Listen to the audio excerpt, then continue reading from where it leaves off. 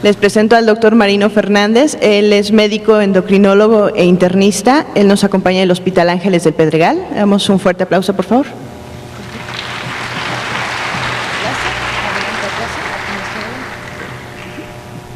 Muy bien, buenos días.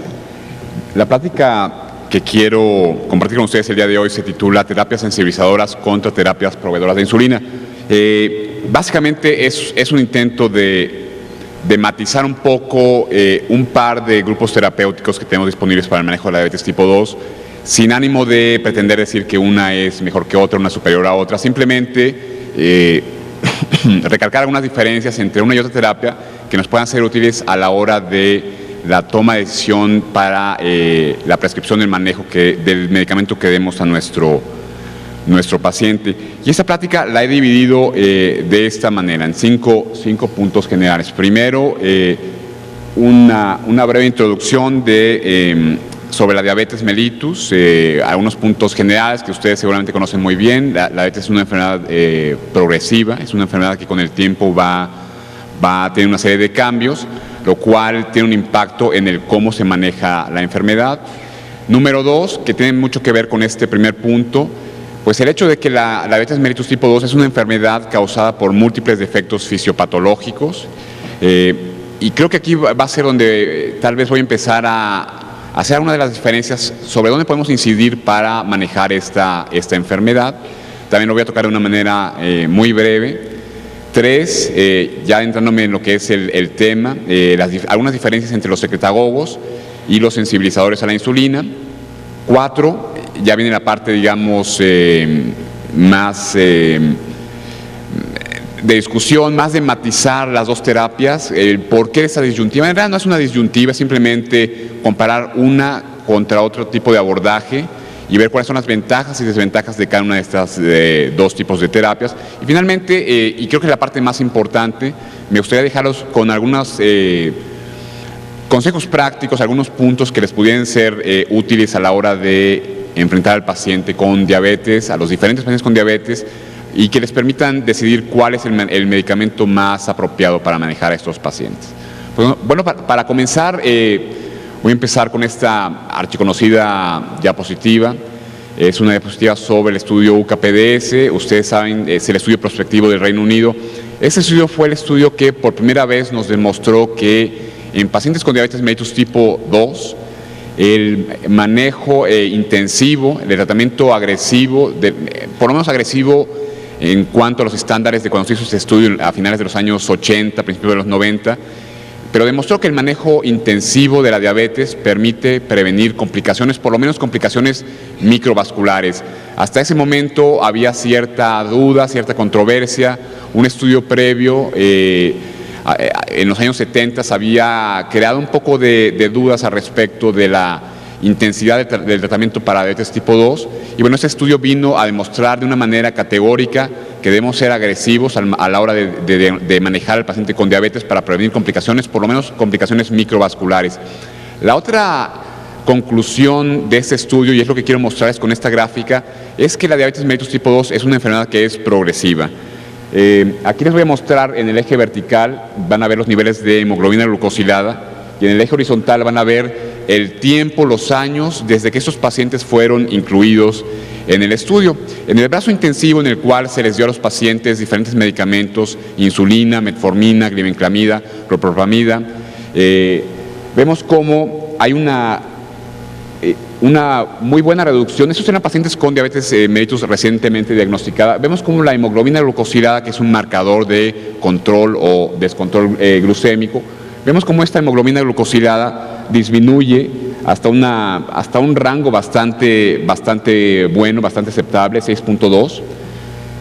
Pero con el tiempo, a pesar de estar siendo tratados con diferentes medicamentos, ya fuese insulina, nuevamente metformina, una sulfonilurea, y a pesar de estar siendo atendidos en alguno de los mejores centros, de los centros de mayor calidad de atención médica del mundo, en el Reino Unido, vemos cómo ese control metabólico se va perdiendo a lo largo del tiempo. Y vemos cómo a los 10 años de tratamiento, estos pacientes que inicialmente llegaron a tener 6.2, tienen una hemoglobina glucosilada de cerca de 8%. Vemos cómo en el brazo convencional, si bien inicialmente no hubo una respuesta, simplemente se les siguió tratando como se les trataba habitualmente, vemos también cómo hubo un deterioro progresivo. Sabemos que al final existió una diferencia entre un grupo y otro, y esto fue lo que explica el por qué los pacientes tratados en el grupo intensivo tuvieron menos complicaciones microvasculares, pero como les comento, la parte que llamó mucho la atención es esta naturaleza progresiva en ambos brazos a lo largo del curso de la enfermedad. Y eso es algo que vemos nosotros todos los días cuando nos enfrentamos al paciente con diabetes mellitus, ese paciente que a lo mejor inicialmente responde muy bien a la terapia, pero que eventualmente después de un tiempo deja de responder. Muchas veces lo achacamos a fallas en la adherencia del paciente, a indiscreciones dietéticas del paciente, a que no se tome el medicamento, pero en realidad también tiene que ver mucho con esa naturaleza progresiva de la enfermedad.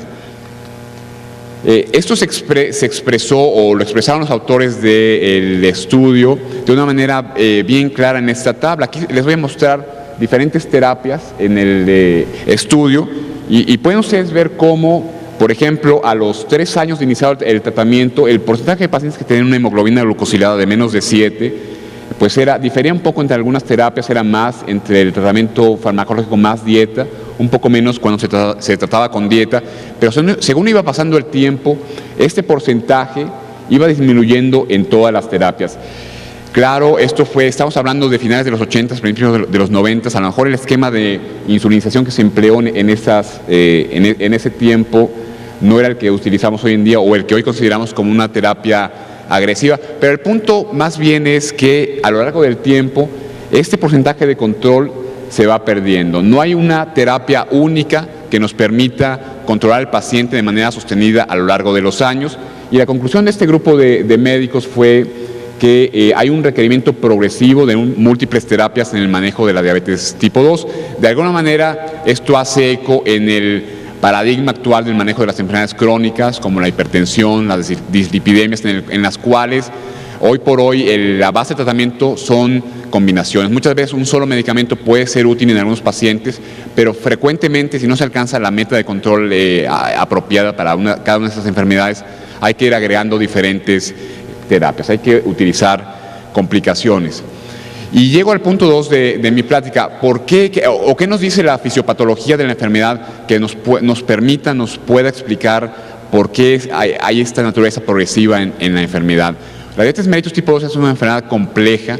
Hay múltiples factores que participan para la génesis para su génesis, y voy a revisarlos muy brevemente. Ustedes saben que la enfermedad, como ya vimos, es progresiva. Aquí tenemos una línea del tiempo, aquí tenemos el día del diagnóstico de la enfermedad, algunos años antes, algunos años después, glucosa de ayuno, glucosa postprandial. Sabemos que cuando se cruza un cierto umbral que se ha definido en base a que este es el punto por encima del cual comienzan a aparecer complicaciones microvasculares, una glucosa de ayuno de 126, una glucosa postcarga de más de 200, es el momento en el cual las complicaciones microvasculares, retinopatía, nefropatía comienzan a aparecer en pacientes con diabetes mellitus tipo 2. Y es la razón por la cual esos son los criterios diagnósticos de la enfermedad. Sin embargo, sabemos que hay una horizonte, hay una zona, hay un periodo preclínico del cual nos van a hablar un poquito más en la siguiente práctica, que hemos llamado prediabetes, disglicemia, ha recibido diferentes nombres. Yo creo, no me voy a meter mucho en cuestiones de definición, pero definitivamente no es una transición súbita, sino que hay un periodo preclínico que puede durar varios años. Sabemos que la resistencia a la insulina, el tema de esta reunión, de este congreso, es un factor que precede la aparición de la diabetes por muchos años, pero vean cómo la resistencia a la insulina por sí sola no es suficiente, aun cuando está presente en un grado máximo, para causar una elevación de los niveles de glucosa. Hacen falta otros factores para que la glucosa, los niveles de glucosa se eleven.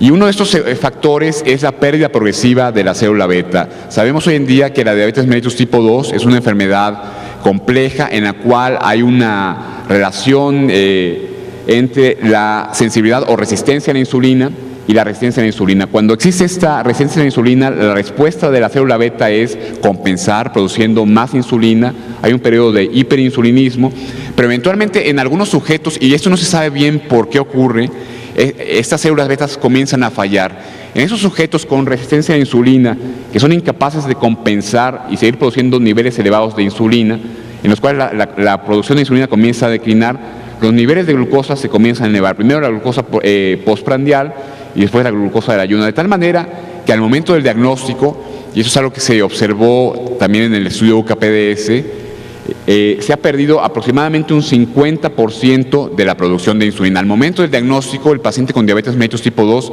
tiene, por un lado, resistencia a la insulina importante y, por otro lado, una pérdida importante de la función de la célula beta. Son los dos, digamos, defectos clásicos que se han postulado.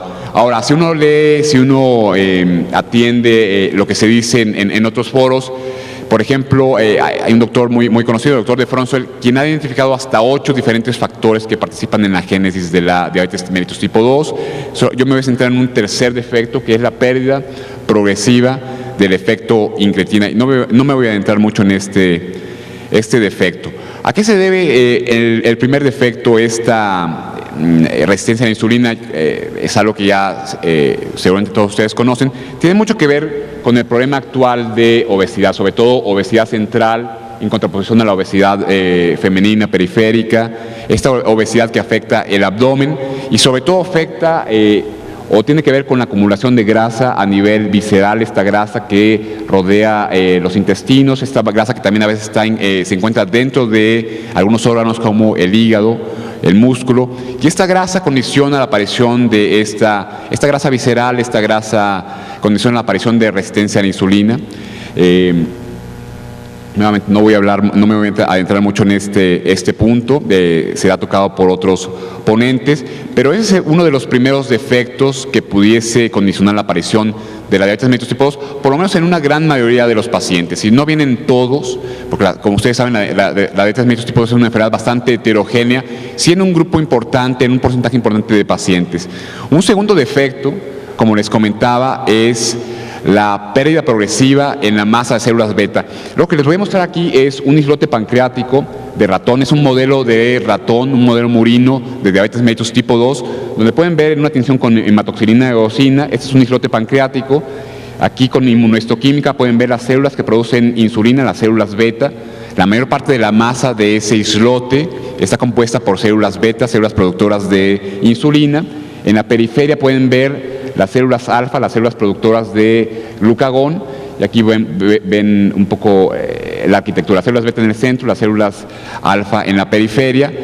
En los ratones con un equivalente a lo que es la diabetes mellitus tipo 2, y eso también se ha observado en el ser humano en estudios con autopsias, estudios del Dr. Butler, pueden ver cómo claramente esta masa de células beta está reducida y la masa de células alfa puede que esté conservada o tal vez incluso ligeramente incrementada. Vemos cómo hay un claro cambio en la arquitectura y en la masa de ese islote pancreático. Es algo que más allá de una cuestión funcional, es también una cuestión anatómica y orgánica, es un defecto observable en el páncreas de un paciente con diabetes mellitus tipo 2. Ese tercer defecto del que les mencionaba hace un momentito, y nuevamente no me voy a entrar mucho en ello, es la pérdida progresiva del efecto incretina. Algunos estudios sugieren que la producción de GLP-1, una de las hormonas endógenas producidas por el intestino que condiciona este efecto incretina, está reducida en el sujeto con diabetes.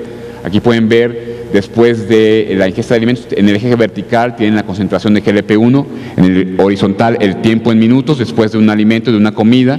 Pueden ver cómo después de una comida los niveles de GLP-1 se elevan y disminuyen en sujetos sanos.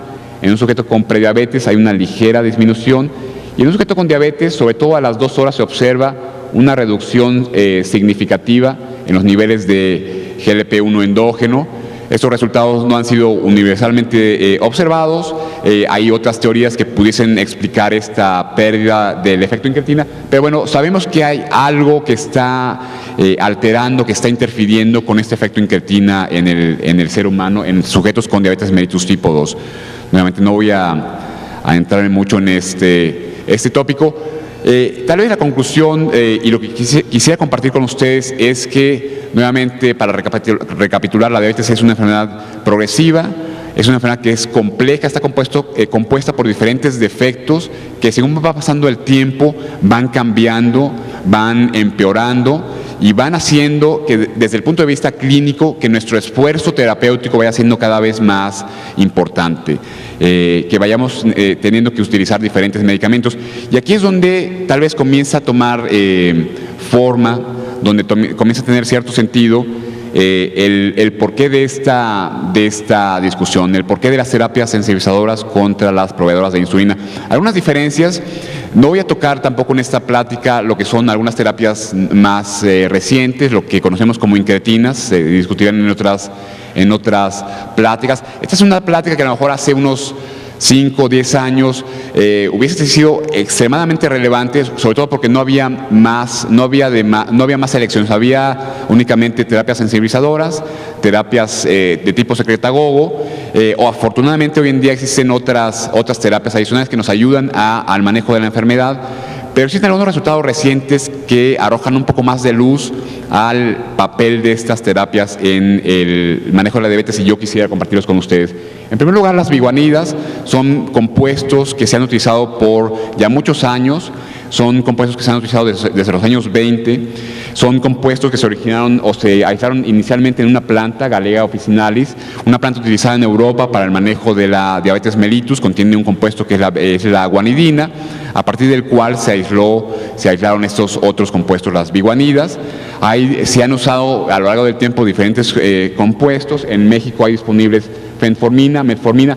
La metformina es la que más se ha estudiado, el compuesto que más del que más datos se tienen y que se ha constituido el día de hoy en pues, la base del manejo de la diabetes mellitus tipo 2. Esta metformina es un medicamento que actúa de alguna manera como un sensibilizador a nivel hepático, mejora el efecto de la insulina, el efecto inhibidor de la insulina en la gluconeogénesis hepática a nivel hepático.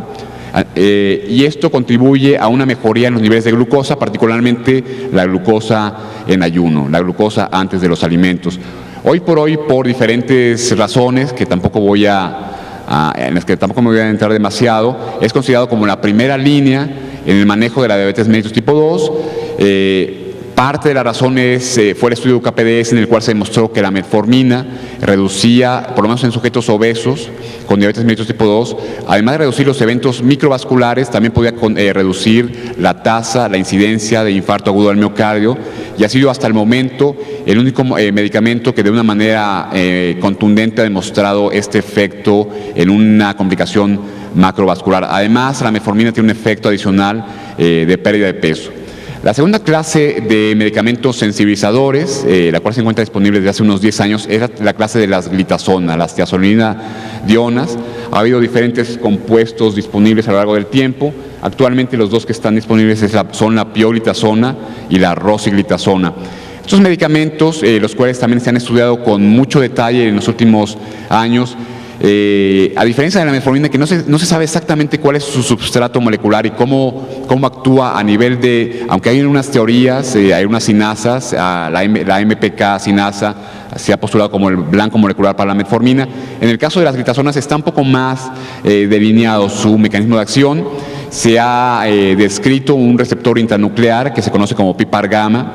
Es un heterodímero que se dimeriza con un receptor de ácido retinoico, y cuando está presente el medicamento se une junto con ácido retinoico a este receptor intranuclear, el cual funciona como un factor de transcripción. Tiene un cambio conformacional, se une al DNA de la célula donde está expresado este receptor, y esto condiciona la expresión de diferentes genes diferentes en cada una de las células donde se expresa este receptor. Por ejemplo, en el adipocito se expresan algunos genes que tienen que ver con el metabolismo de las grasas, una proteína transportadora de ácidos grasos, la lipoproteína sinasa y la adiponectina, un factor que regula la sensibilidad a la insulina producida por el adipocito. A nivel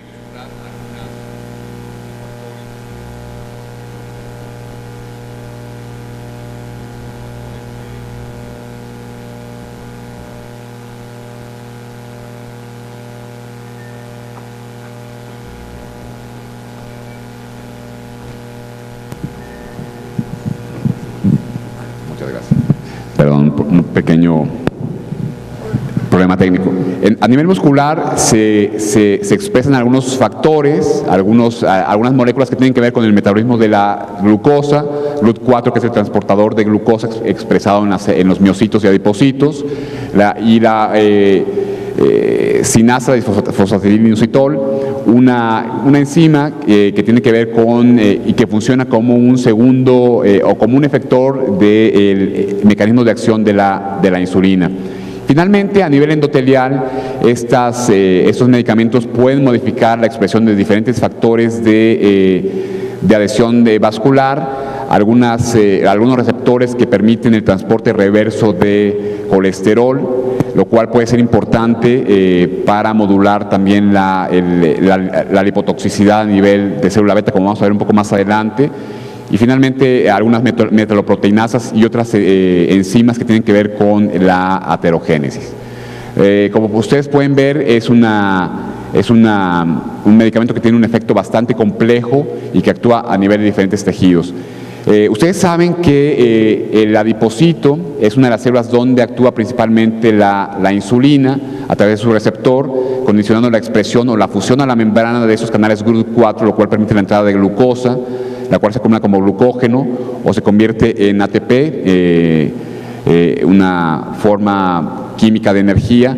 Este mecanismo, estos pasos son bloqueados cuando existen, y es solamente una de las teorías para explicar la génesis de la resistencia a la insulina, cuando existe obesidad central, cuando hay niveles elevados de ácidos grasos circulantes, que son estas grecas, que les estoy mostrando aquí. Bueno, estos ácidos grasos circulantes bloquean el efecto de la insulina en diferentes puntos, y esto es un mecanismo de hecho fisiológico, se conoce como ciclo de Randle, y en realidad si uno piensa, estos ácidos grasos son una fuente de energía, los cuales también se pueden convertir en ATP, y simplemente lo que está haciendo la célula cuando hay mucha grasa circulante, muchos ácidos grasos, es cambiar de un combustible, que es la glucosa, la cual se puede almacenar de manera limitada como glucógeno, a un combustible que se puede almacenar de una manera mucho más abundante, como grasa, como en el tejido adiposo, y el cual es utilizado preferentemente a la glucosa en tiempos en los cuales es abundante este combustible. Esto era adaptativo hace tal vez 10.000 años, cuando el hombre no comía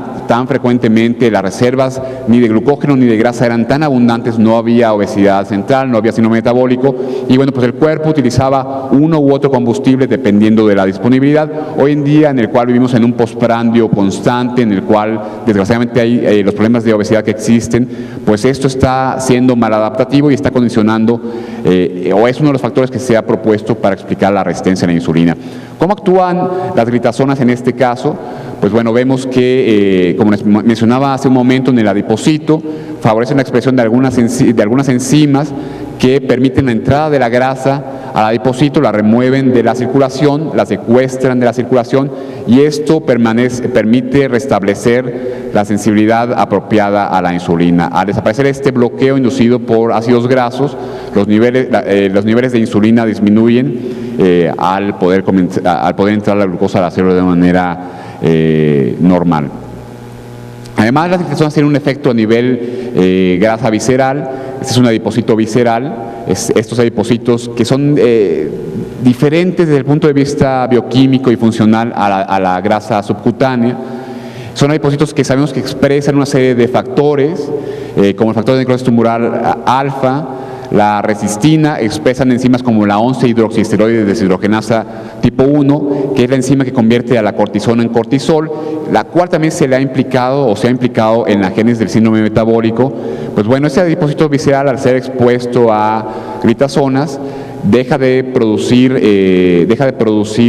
estos factores, y además comienza a producir una adipocina, la adiponectina, que tiene un efecto positivo, mejorando la sensibilidad a la insulina. Clínicamente tienen un efecto en clínico, particularmente la pioglitazona, reduciendo algunos de los componentes del síndrome metabólico, sobre todo los triglicéridos y el colesterol HDL. Aquí vemos el efecto de pioglitazona en triglicéridos, y vemos el efecto mucho más moderado, pero significativo, en colesterol HDL. En cuanto a su eficacia, tiene una eficacia similar a la de la metformina, una reducción en el eje vertical, tenemos la reducción de A1C, un poco ligeramente superior a 1%, similar a la que se observa con la metformina. Finalmente, la tercera clase de medicamentos, sobre los cuales voy a discutir un poquito más en un momento, son las sulfonilureas, medicamentos que se han utilizado por muchas décadas, 6, 7 décadas, funcionan como secretagogos, estimulan la secreción de insulina a nivel de la célula beta. Esta gráfica es una célula beta. Básicamente la célula beta lo que es un sensor de glucosa. La célula beta no requiere de insulina para que la glucosa entre a ella. Al entrar glucosa hay una serie de reacciones intracelulares, se produce ATP, el ATP cierra un canal de potasio que es dependiente de ATP, lo cual despolariza la membrana, permite la entrada de calcio, y esto hace que las vesículas que contienen insulina sean fusionadas a la membrana y se libere insulina. Cuando hay glucosa, se libera insulina. Es el mecanismo fisiológico para producir insulina. Las sulfonilureas se unen a un receptor de sulfonilureas que está acoplado al canal de potasio, lo cual permite despolarizar a la célula independientemente del nivel de glucosa. Esta despolarización causa la entrada de calcio y la liberación de insulina. Son medicamentos secretagogos. Las glinidas, medicamentos como la repaglinida y la nateglinida, tienen un mecanismo de acción similar, también despolarizando la membrana, permitiendo una entrada de calcio a la célula beta y la liberación de insulina. Esto tiene un efecto clínicamente importante. Al producirse más insulina endógena, los niveles de glucosa disminuyen, pero también conlleva ciertos riesgos si existe una desconexión entre los niveles de glucosas y la cantidad de insulina. Si el paciente tiene una glucosa normal o baja, por alguna razón omite algún alimento, pudiese aparecer hipoglucemia.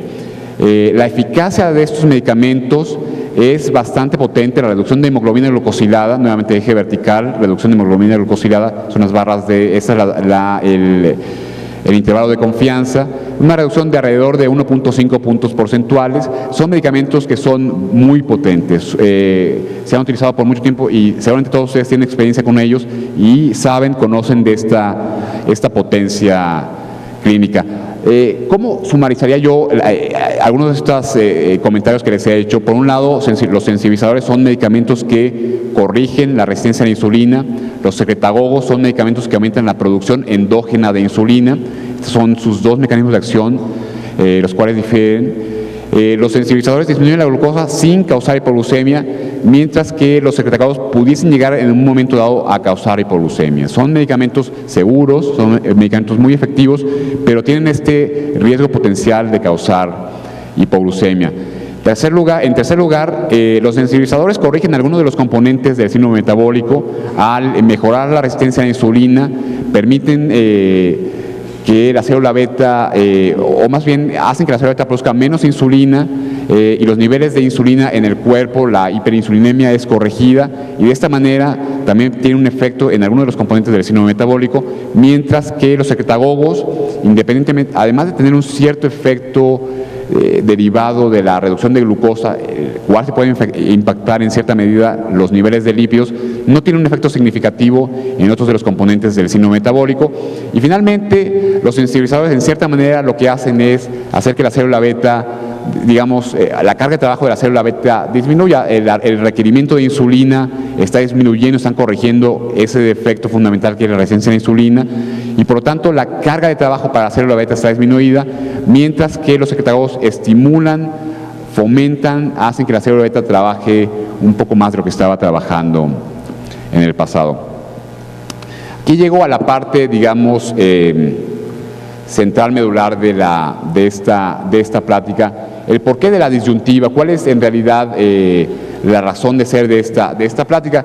En primer lugar, y a mí sí me gustaría hacer un par de, como dicen los americanos, de disclaimers, en ningún momento